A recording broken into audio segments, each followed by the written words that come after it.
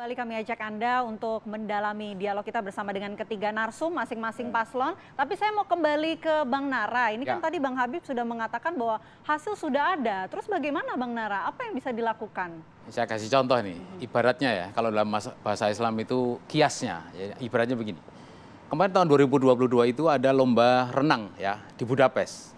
Ada namanya Justin Rees, senegara ya, ini orang Amerika, dengan namanya Hunter Armstrong. Oke.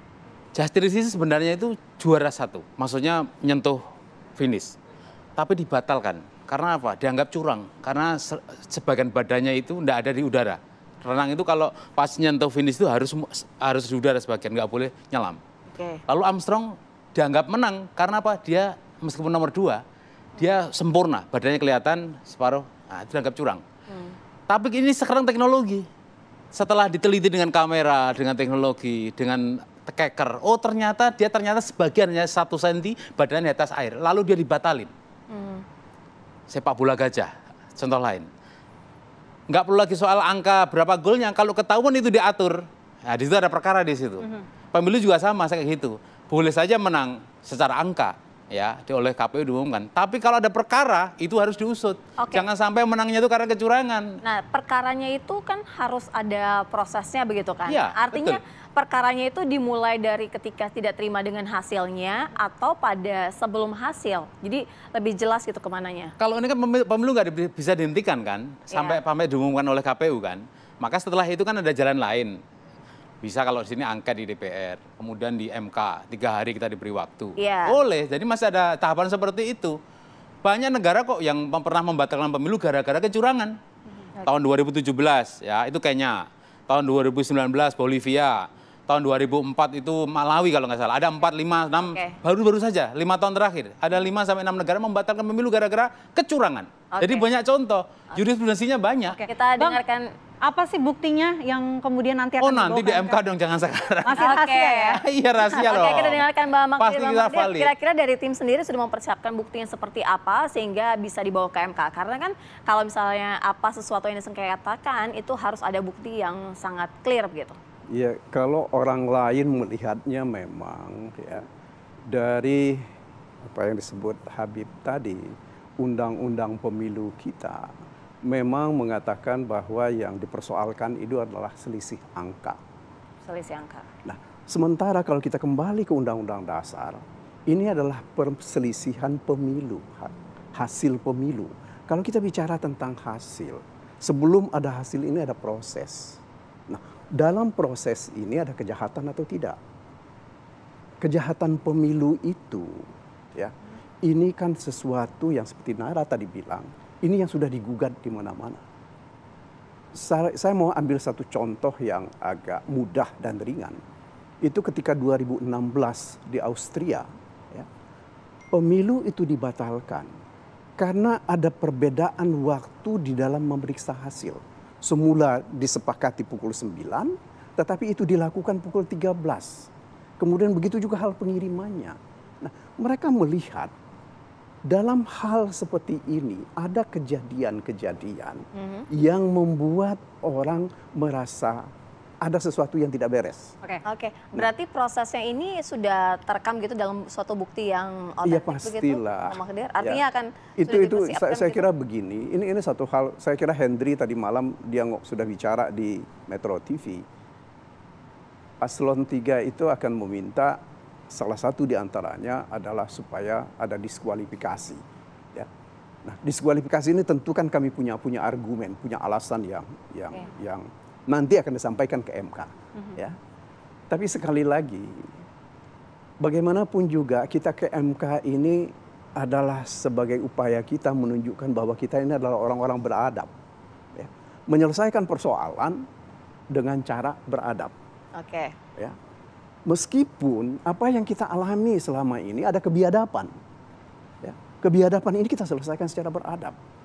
Jadi saya terus terang, kalau Nara tadi mengatakan pemilu 2019 itu mahkamah kalkulator. Yang saya khawatir sekarang ini kita pakai SIPOA. Ya. Tambah parah tuh. Itu akan tambah parah lagi melakukan penghitungan. Jadi sehingga saya mau katakan begini, persoalan pemilu itu bukan hanya soal hitungan. tetapi adalah soal proses, ya. Dan apa yang terjadi dalam proses ini? Kalau saya tidak salah tadi Nara sudah menyebut Malawi. Di Malawi itu dibatalkan. Karena salah satu di antaranya banyak sekali perubahan angka dengan menggunakan tip X. Oke. Ya. Nah, begitu juga misalnya di Kenya. Karena begitu banyak aparat negara yang ikut cawe-cawe di dalam proses Bang pemilu. Habib. Nah, ini saya kira yang Habib kita mesti mungkin lihat. bisa Ya, tadi menanggapi. ada dibatalkan, didiskualifikasi begitu. Jadi gini, saya orang hukum ya, saya sangat menghindari penggunaan analogi. Membandingkan sesuatu yang tidak sebanding. Apalagi dengan berenang, apalagi dengan situasi di negara lain. Acuan kita dalam berhukum di Indonesia adalah peraturan perundang-undangan yang ada di Indonesia. Baik konstitusi maupun undang-undang pemilu dan aturan-aturan yang ada di bawahnya. Oke. Apa yang disebut-sebut misalnya persoalan pada proses, sebetulnya sudah kita antisipasi ketika kita merumuskan Undang-Undang Nomor 7 Tahun 2017. Itu undang-undang yang sangat sempurna menurut saya karena semua detail. Pelanggaran administrasi ada cara penyelesaiannya. Sengketa proses ada cara penyelesaiannya. PHPU ada cara penyelesaiannya. Dua yang pertama ini di Bawaslu. Jadi saya juga heran kenapa teman-teman nggak menggunakan Bawaslu sebagai instrumen secara maksimal menyelesaikan apa yang disebut sengketa proses. Misalnya tadi teman-teman bolak-balik yang selalu diputar soal MK yang memungkinkan Gibran menjadi wapres, dianggap membuat cacat. Diatur di 469 bahwa terhadap produk KPU mengeluarkan SK yang dianggap cacat, para pihak berhak mengajukan keberatan yang namanya sengketa proses, pengajuan gugatan. Hal tersebut tidak dilakukan, ya kan ya. Begitu juga berbagai pelanggaran administrasi yang diklaim, ya kan. Walaupun di sisi lain kami juga mengklaim banyak juga pelanggaran atau meminjam bahasa abang saya Bang Magdir kebiadaban. Banyak juga kebiadaban yang menjadikan kami sebagai korban. Ya. Itu penyelesaian memang bukan di MK.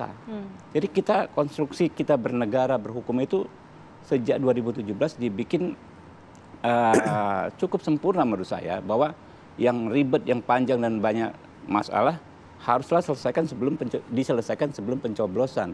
Sehingga ketika pencoblosan yang dipersoalkan ini memang soal hasil. Karena itulah MK menegaskan dalam putusannya, ya ini dicek nih, apakah sudah pernah dibuktikan dalam proses di Bawaslu atau belum perkara-perkara yang didalilkan. Kalau dulu kan soal DPT, DPK sudah pernah dipersoalkan belum? Belum. Kemudian apalagi persoalan macam-macam. Kalau kita kan ada sirekap dulu situng. Dipersoalkan. Sudah pernah dipersoalkan atau belum? Ya kan ya.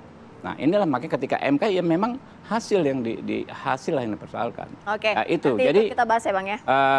Kita mengecek ya.